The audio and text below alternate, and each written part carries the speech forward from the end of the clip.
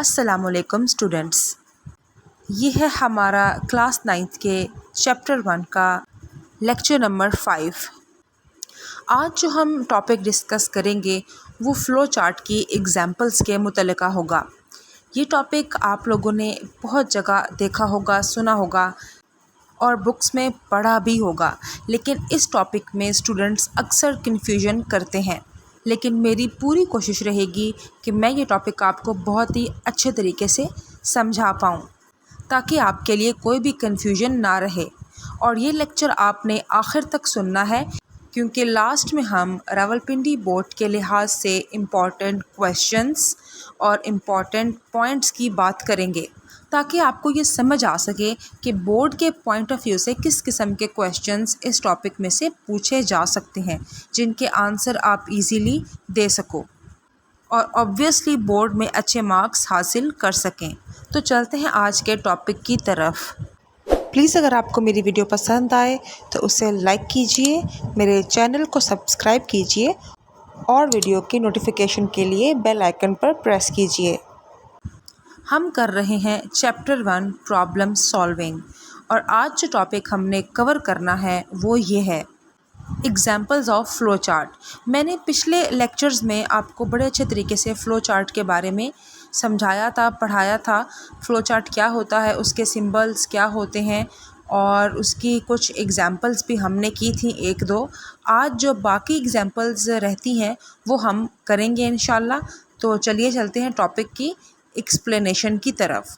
Examples of flow chart ये topic हम कर रहे थे, और अभी हमने इसे मज़ीद एक्सप्लोर करना है, देखना है कि इसमें कौन कौन सी और किस किस तरह की एग्जाम्पल्स हमारे सामने हैं, और उनको हम समझेंगे और देखेंगे कि उनमें किस तरीके से फ़्लो चार्ट के सिंबल्स को यूज़ किया जा रहा है और उनसे क्या फ़ायदा उठाया जा रहा है और कौन से प्रॉब्लम सॉल्व किए जा रहे हैं। सबसे पहले हमने लास्ट टाइम ये फ़्लो चार्ट किया था, जिसके अंदर हमने इसको कन्वर्ट किया था सेल्सियस को फ़ारेनहाइट में, और मैंने आपको बड़े अच्छे तरीके से ये फ़्लो चार्ट समझाया था। आज हम इससे आगे के जो फ़्लो चार्ट हैं उनको करेंगे और समझेंगे कि उनमें किस तरीके से काम हो रहा है। अब यहाँ पर हमारे सामने ये 3 फ़्लो चार्ट मौजूद हैं। सबसे पहला, to find acceleration of moving object with the given mass and force applied.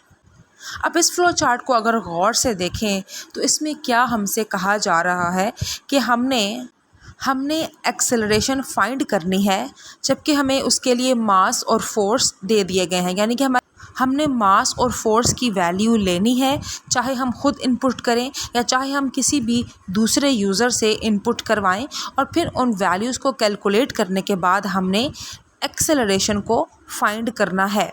अच्छा, फ़्लो चार्ट को बनाने से पहले सबसे पहले उसके क्वेश्चन को देखना ज़रूरी है। उस क्वेश्चन को देखते ही आपको समझ आ जानी चाहिए कि उसमें हमसे मांगा क्या जा रहा है और हमने किस तरीके से उस फ़्लो चार्ट को बनाना है, और उसमें क्या इनपुट होगा और उसके लिए क्या प्रोसेस दरकार होगा, और फिर उसके बाद क्या आउटपुट आएगी। तो ये जो फ़्लो चार्ट है, इसको देखते ही हमें समझ आ गया, इसकी स्टेटमेंट को पढ़ते ही हमें समझ आ गया कि हमने एक्सेलरेशन फाइंड करनी है, और उसके लिए हमें फ़ोर्स और मास की वैल्यू को कैलकुलेट करना पड़ेगा, और उससे भी पहले उन वैल्यूज़ को इनपुट करवाना पड़ेगा। यहाँ पर इनपुट का मतलब यह है कि या वो वैल्यूज़ खुद हम अपनी मर्ज़ी से इंटर कर सकते हैं, या फिर हम किसी दूसरे यूज़र से भी वो वैल्यूज़ ले सकते हैं। अब इस फ़्लो चार्ट को स्टार्ट करते हैं। स्टार्ट के सिंबल से हम इसे स्टार्ट करेंगे। दूसरे हमारा जो सिंबल है वो है इनपुट का, क्योंकि इसमें हमने मास और फोर्स को एज इनपुट लेना है या ख़ुद उसकी वैल्यू देनी है। थर्ड जो हमारा सिंबल है ये प्रोसेस का सिंबल है, क्योंकि इसमें फोर्स और मास को डिवाइड करने के बाद जो आंसर आएगा वो एक्सेलरेशन में सेव होगा। ठीक है। और फिर हमारा जो चौथा सिंबल है यानी कि आउटपुट का सिंबल, इसमें वो आंसर प्रिंट कर दिया जाएगा। यानी कि अब ये पूरा सॉल्यूशन हमारे सामने आ गया है एक्सेलरेशन को फाइंड करने का। आपने सिर्फ इस चीज़ का ख्याल रखना है इसमें, ठीक है, कि आपने इनपुट को किस सिंबल में लिखना है, प्रोसेस के लिए कौन सा सिंबल यूज़ करना है, और आउटपुट के लिए भी कौन सा सिंबल आपने इस्तेमाल करना है, ठीक है। तो यहाँ पे ये कन्फ्यूजन आपने नहीं करनी, मैं फिर बता रही हूँ, ये कन्फ्यूजन नहीं करनी। कन्फ्यूजन सबसे बड़ी ये हो जाती है इस पॉइंट पे स्टूडेंट्स के लिए कि वो इनपुट और आउटपुट के सिंबल में फ़र्क नहीं कर पाते और कंफ्यूज हो जाते हैं कि इनपुट के लिए भी यही सिंबल है और आउटपुट के लिए भी यही सिंबल है। तो आपको पता होना चाहिए कि इनपुट वो वैल्यू या कोई भी वैल्यू जो आप ले रहे हैं वो लिखेंगे तो इसी सिंबल में, ठीक है, और आउटपुट भी इसी सिंबल में आएगी। लेकिन इन दोनों के बीच में जो मेन फ़र्क पहला आएगा वो प्रोसेस का है, ठीक। दूसरा यह है कि आपने इस बात का ख़याल रखना है कि जो क्वेश्चन के लिए वैल्यूज़ आप पुट कर रहे हो वो इनपुट कहलाएंगी और उन वैल्यूज़ के हल होने के बाद जो आंसर आएगा, ठीक है, वो क्या कहलाएगा, आउटपुट कहलाएगा। तो इन दो चीज़ों का आपने ख़ास ख्याल रखना है कोई भी फ़्लो चार्ट करते हुए। तो चले चलते हैं अब अपनी नेक्स्ट एग्ज़ाम्पल की तरफ। इस एग्ज़ाम्पल में हमने मालूम करना है वॉल्यूम क्यूब का, यानी हमें क्यूब का वॉल्यूम मालूम करना है और उसके लिए क्या चीज़ चाहिए, उसका फार्मूला क्या है, h multiply by h multiply by h या फिर h की पावर 3, ठीक है। तो ये उसका फार्मूला है। अब स्टेटमेंट आपने पढ़ी, स्टेटमेंट को पढ़ के क्या समझ में आया कि आपने क्यूब का वॉल्यूम मालूम करना है और उसके लिए क्या फार्मूला है, h की पावर 3, ठीक है, यानी कि h को हम 3 टाइम्स आपस में मल्टीप्लाई करेंगे। अब h की वैल्यू कोई भी हो, आपको फार्मूला याद हो गया, फार्मूले की समझ है, आपका फ़्लो चार्ट बन गया। स्टार्ट आपने सिंबल लिया, इनपुट सिंबल में आपको किसकी वैल्यू चाहिए, सिर्फ h की, तो जस्ट आप इनपुट के सिंबल में h लिखेंगे, ठीक है।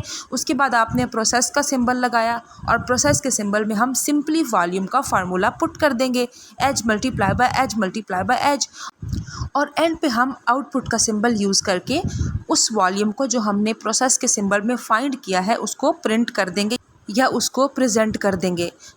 तो देखा आपने कि अगर हमें क्वेश्चन की स्टेटमेंट की समझ आ जाए तो हम कैसे इजीली उसमें से आंसर निकाल सकते हैं, ठीक है। अब इसमें से कुछ चीज़ें आपको याद करनी पड़ेंगी। अगर आपको जो है वॉल्यूम नहीं फाइंड करना आता क्यूब का, ठीक है, तो आप इसका फार्मूला याद कर लें, विच इज़ जो आपके सामने लिखा हुआ है प्रोसेस के सिंबल में, ठीक है। तो कभी भी कहीं भी आपके सामने ये क्वेश्चन आ जाए तो आप उसका आंसर दे सकें, ना सिर्फ फ़्लो चार्ट की शक्ल में बल्कि किसी भी शक्ल में आप इसका आंसर देने के काबिल हों।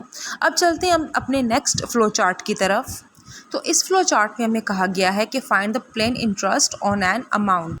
तो किसी भी रकम का प्लेन इंटरेस्ट मालूम करने का जो तरीका है या फार्मूला है वो क्या है, plain interest is equal to amount into rate divided by 100 and multiply by year.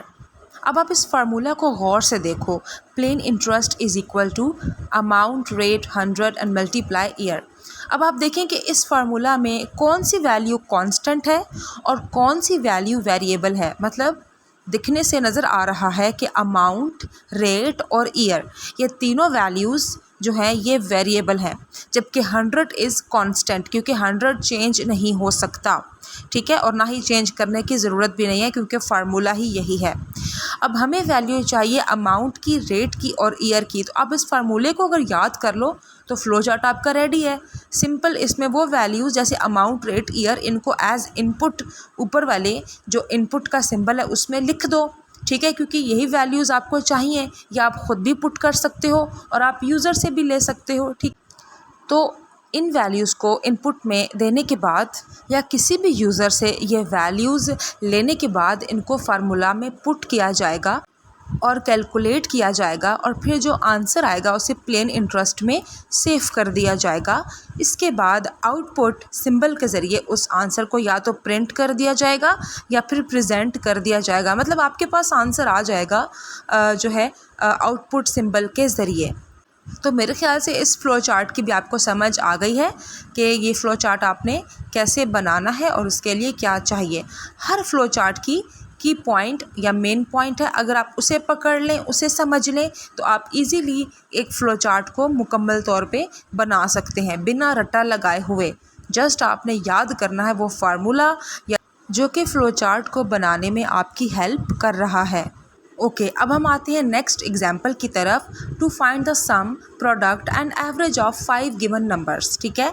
सम यानी कि जमा करना, वैल्यूज़ कोई भी होंगी हम उन्हें प्लस करेंगे, प्रोडक्ट ज़रब देना, उन्हीं वैल्यूज़ को फिर आपस में आपने ज़रब भी देनी है, ठीक है। एंड देन एवरेज, एवरेज का फार्मूला पता होना चाहिए, सम divided by number of values, ठीक है।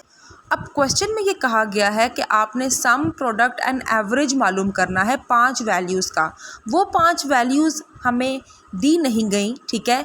मतलब हमें ये ऑप्शन दिया गया है कि या वो वैल्यूज़ हम खुद से पुट कर सकते हैं या यूज़र से ले सकते हैं। अच्छा, वो वैल्यूज़ या आप यूज़र से ले लो या आप किसी से भी इनपुट करवा लो। अब स्टार्ट हो गया हमारा फ्लो चार्ट स्टार्ट सिंबल से। नेक्स्ट सिंबल हमारा आया इनपुट का। इनपुट में हमने लिखा input n0, n1, n2, n3, n4। ये वो 5 वैल्यूज़ हैं जो हमें चाहिए, ठीक है। ये वैल्यूज़ कोई भी हो सकती है, ठीक है। इसके बाद हम आ गए प्रोसेस सिंबल में। मिसाल के तौर पे यूज़र ने ये 5 वैल्यूज़ दे दी या आपने वैल्यूज़ पुट कर दी। फिर जब हम आएंगे प्रोसेस सिंबल के अंदर तो यहाँ पे तीनों तरीके से वैल्यूज़ को फाइंड करने का फार्मूला लिखा हुआ है। सबसे पहले सम, उसके बाद प्रोडक्ट, उसके बाद एवरेज। फार्मूला आपको याद है तो आप इजीली जो है प्रोसेस के सिंबल में ये फार्मूला लिख के आप इन वैल्यूज़ को कैलकुलेट करके इसका आंसर प्रिंट कर सकते हो। और अगर आप चाहो तो 3 अलग, ठीक है, प्रोसेस सिंबल भी यूज़ कर सकते हो इन 5 वैल्यूज़ का सम, प्रोडक्ट या फिर एवरेज फाइंड करने के लिए। और एट द एंड जब ये तीनों तरह की वैल्यूज़ कैलकुलेट हो जाएं तो फिर आखिर में आउटपुट सिंबल की मदद से सम, प्रोडक्ट या एवरेज को हम लोग प्रिंट करवा सकते हैं या उसके आंसर को हम प्रेजेंट भी कर सकते हैं। आप इस फार्मूला की मदद से कोई भी 5 वैल्यूज़ लेके उनके ऊपर ये फार्मूला अप्लाई करके उसका सल्यूशन निकाल सकते हो, ठीक है। चाहे वो उनका सम हो, चाहे वो उनका प्रोडक्ट हो या चाहे वो उनकी एवरेज वैल्यू हो। अच्छा, इसके बाद हम चलते हैं अपनी नेक्स्ट एग्जांपल की तरफ। To find the area of parallelogram, same वही बात। एरिया ऑफ पैरेललोग्राम सबसे पहले आपके माइंड में आना चाहिए। उसको फाइंड करने का क्या फार्मूला है? बेस इनटू हाइट, ठीक है। अब बेस इनटू हाइट इसको आप एक अलग पेपर पे लिख लो, ठीक है। अब इस फार्मूला में देखो कि किस वैल्यू की आपको ज़रूरत है। ऑब्वियसली बेस और हाइट होगी तो कैलकुलेट हो जाएगा कि एरिया क्या है पैरेललोग्राम का, ठीक है। इसीलिए स्टार्ट के बाद जो इनपुट सिंबल है इसमें इनपुट के आगे बेस और हाइट को लिखा गया है। अब ये वैल्यू चाहे ख़ुद इंटर कर दो, जैसे 4 या 5, या यूज़र से ले लो, मिसाल के तौर पे 8 या 9, कोई भी वैल्यू है, ठीक है। उसको आपस में जब आप मल्टीप्लाई करोगे तो वो जो आंसर आएगा वो एरिया के अंदर सेव होगा और फिर आउटपुट सिंबल के ज़रिए वो आंसर या तो प्रिंट हो जाएगा या आप उसे प्रेजेंट कर सकते हो, ठीक है। अच्छा, अब यहाँ पे एक बहुत अहम चीज़ जो समझने वाली ये है कि area is equal to base into height या कोई भी फार्मूला अगर लिखा हुआ है तो आपको पता होना चाहिए कि इक्वल के साइन के लेफ़्ट साइड पर हम कोई भी वेरिएबल का नेम लिखते हैं और इक्वल के राइट साइड पे हम उन वैल्यूज़ को लिखते हैं या उस अरिथमेटिक एक्सप्रेशन को लिखते हैं जिसे हम कैलकुलेट करना चाहते हैं। और प्रोग्रामिंग के अंदर भी, यानी कि कंप्यूटर के अंदर भी और वैसे भी कंप्यूटर की फ़ील्ड में जब कभी इस तरह की कैलकुलेशन आती है तो इक्वल के राइट साइड के वैल्यू को कैलकुलेट करने के बाद जो भी आंसर आता है वो इक्वल के लेफ़्ट साइड पर मौजूद वेरिएबल के अंदर सेव हो जाता है। इसीलिए जो है मैं आपको बता रही हूँ कंप्यूटर की नज़र से कि कंप्यूटर साइंस की फ़ील्ड में भी इसी तरीके से एक्सप्रेशंस को, चाहे वो अरिथमेटिक हो या लॉजिकल हो या कोई भी होने, कैलकुलेट किया जाता है, ठीक है। और इसी तरीके से आंसर हमारा आउटपुट वैल्यू में, यानी कि आउटपुट सिंबल के थ्रू हमें जो है वो मिल जाएगा। और एट द एंड सिंबल लगा के हम अपने फ़्लो चार्ट को एंड कर लेंगे। अब हम चलते हैं अपने नेक्स्ट फ़्लो चार्ट की तरफ जिसका ताल्लुक़ कंडीशन से है, ठीक है। अब इन फ़्लो चार्ट्स में हम कंडीशन का इस्तेमाल सीखेंगे कि कंडीशन को कैसे इस्तेमाल किया जाता है। मैंने आपको पहले भी समझाया था और बताया था कि कंडीशन का इस्तेमाल हम तभी करते हैं जब हमारे पास 2 वे का आंसर आना हो, यानी कि हमें डिसाइड करना हो कि हमने एक रास्ते से जाना है या दूसरे रास्ते से, और उन दोनों में से बेहतर रास्ता कौन सा है। या ये ज़रूरी नहीं कि ऐसे हो, ये भी हो सकता है कि वो रास्ते दोनों ही इम्पॉर्टेंट हों लेकिन उन पर से गुज़रने का जो फ़ैसला है, ठीक है, वो कंडीशन पे डिपेंड करता हो। अब इस फ्लो चार्ट को देखते हैं और समझते हैं कि इसमें हमें क्या कहा जा रहा है। अब ये फ्लो चार्ट है ये पता लगाने के लिए कि दिया हुआ नंबर ऑड है या इवन। आपको पता होगा कि ऑड नंबर कौन से नंबर होते हैं जिनके आखिर में 1 आता है, 3 आता है, उसके अलावा 5 आता है, जो अपने सिवा किसी पर डिविजिबल नहीं होते। और इवन नंबर कौन से नंबर होते हैं, 0, 2, 4, 8, 6, इस तरह के नंबर जो हैं वो इवन कहलाते हैं। अब कहा ये जा रहा है यहाँ पे कि ऐसा फ्लो चार्ट डिज़ाइन कीजिए जो ये बता सके कि दिया हुआ नंबर इवन है या ऑड है। हम अगर चाहें तो इस फ्लो चार्ट को बग़ैर कंडीशन के भी ड्रॉ कर सकते हैं, लेकिन उससे क्या होगा, फ्लो चार्ट का प्रोसेस लंबा हो जाएगा और मुश्किल ही है कि हमें पता चल सके कि दोनों नंबर में से इवन कौन सा है और ऑड कौन सा है। हम एक का तो पता लगा सकते हैं लेकिन दूसरे का पता लगाना मुश्किल हो जाएगा। तो इस के लिए बेहतरीन हल है कि हम कंडीशन का इस्तेमाल करें ताकि हम एक ही फ़्लो चार्ट के ज़रिए दोनों वैल्यूज़ का, चाहे वो इवन है या ऑड है, पता लगा सकें कि हमारी दी हुई वैल्यू इवन है या ऑड है। और ये हमारा वक्त भी बचाएगा और रीयूजेबल भी होगा, यानी कि आने वाले वक्त में हम इसे इस्तेमाल भी कर सकेंगे और हम दोनों वैल्यूज़ को जो है उनका पता लगा सकते हैं कि कौन सी वैल्यू इवन है या ऑड है। स्टार्ट करते हैं फ़्लो चार्ट को। स्टार्ट सिंबल से ये स्टार्ट हो गया। Input number n। आपको पता है कि इस फ्लो चार्ट में कहा गया है कि कोई भी नंबर है, ठीक है, आपने पता लगाना है कि वो नंबर इवन है या ऑड है। इसलिए यहाँ पे सिर्फ़ और सिर्फ n को मेंशन किया गया है इनपुट सिंबल में। n से मुराद वो नंबर है, वो एक वैल्यू है, ठीक है, जिसके बारे में हमने पता लगाना है कि ये वैल्यू इवन है या ऑड है। अब वो वैल्यू 1 भी हो सकती है, वो वैल्यू 39 भी हो सकती है, वो वैल्यू 100 भी हो सकती है, 1000 भी हो सकती है, या उसके अलावा कोई भी वैल्यू हो सकती है। वो वैल्यू जितनी भी बड़ी हो वो एक ही वेरिएबल के अंदर स्टोर होगी और वो वेरिएबल है n। अब n मिसाल के तौर पे आप ले लें वैल्यू 5, ठीक है, 5 ले लिया और वो आपने n के अंदर स्टोर कर दिया।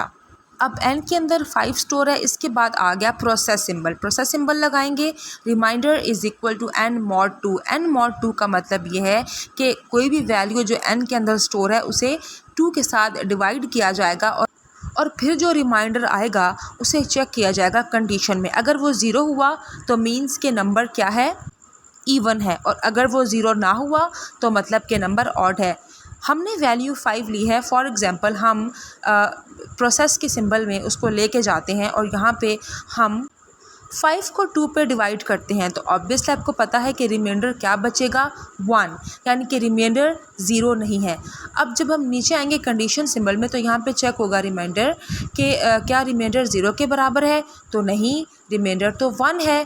तो अब क्या हुआ, कंडीशन हो गई फॉल्स, ठीक है। कंडीशन फॉल्स होने की सूरत में सीधा हम जाएंगे नो की तरफ और नो के नीचे आउटपुट सिंबल में क्या लिखा हुआ है, प्रिंट n इज़ ऑड, यानी कि प्रिंट वो नंबर जो दिया हुआ है वो वहाँ यहाँ पे लिखा हुआ आएगा।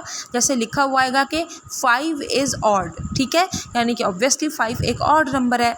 यही अगर हम वापस चलें और हम 5 की जगह पे अगर हमने 6 वैल्यू ली है और 6 वैल्यू को हम प्रोसेस के सिंबल में लेके आते हैं, वो फिर वैल्यू 6 वैल्यू डिवाइड होगी 2 से और 2 3s are 6। तो अब क्या रिमाइंडर हमारे पास बचा, इसका डिवीजन का आंसर 0 बचा। तो फिर कंडीशन में चेक होगा क्या रिमाइंडर बराबर है 0 के, तो बिल्कुल हाँ, कंडीशन ट्रू हो गई। हम येस की तरफ जाएंगे। जब हम येस की तरफ जाएंगे तो नीचे हमारा जो आउटपुट सिंबल है प्रिंट n इज़ इवन, यानी कि 6 एक इवन नंबर है और इवन नंबर प्रिंट हो जाएगा। आपके सामने ये फ्लो चार्ट कंप्लीट हो गया, फ्लो चार्ट एंड हो गया। क्योंकि आप देख रहे हो कि कंडीशन के साथ जो दोनों स्टेटमेंट्स अटैच्ड हैं, आखिर में इन दोनों को एंड के साथ अटैच कर दिया गया है कि अगर कंडीशन ट्रू हो तब भी स्टेटमेंट एग्जीक्यूट होने के बाद हमारा जो फ्लो चार्ट है एंड हो जाए, और अगर कंडीशन जो है फॉल्स हो तब भी उसके साथ जो स्टेटमेंट अटैच्ड है वो एग्जीक्यूट होने के बाद ये फ़्लो चार्ट एंड हो जाए। अच्छा, मेरे ख़्याल से आज के लेक्चर में इतने ही फ़्लो चार्ट्स की एक्सप्लेनेशन काफ़ी है ताकि आपकी बेस बन सके। अब आपने इन्हें तैयार कैसे करना है, ठीक है। तैयार आपने यूँ करना है कि आपने स्टेटमेंट पढ़नी है और आपने उस फ़्लो चार्ट को एक नज़र देखना है और उस स्टेटमेंट के की पॉइंट को माइंड में रखना है। फॉर एग्ज़ाम्पल अगर किसी का फार्मूला है तो आपको फार्मूला अगर याद नहीं है तो आप उसे पेज के ऊपर लिख के या अपने माइंड में रिवाइज़ कर लो, ठीक है। उसके बाद आप एक स्टेटमेंट को अपने पेज पे लिख लेना है और आपने बुक क्लोज़ कर देनी है। फिर उसको नहीं देखना फ़्लो चार्ट को, और ज़ुबानी उसे ड्रॉ करना है उसके सिंबल्स को। उसके बाद आपने ख़ुद उस फ़्लो चार्ट को मैच करना है बुक के साथ, क्या वाकई कि आपने सही फ़्लो चार्ट बनाया है, ठीक है। और अगर आपका फ़्लो चार्ट ठीक है तो बिल्कुल ठीक है, आपको समझ आ गई है फ़्लो चार्ट की और आपको ये बनाना आना चाहिए, कोई मुश्किल नहीं है। आपकी जितनी प्रैक्टिस होगी आपको उतनी समझ आएगी और उतने अच्छे तरीके से आप इसको याद कर पाओगे और ड्रॉ कर पाओगे। अब बात ये आती है कि क्या ये बोर्ड के लिहाज से इम्पॉर्टेंट है या नहीं।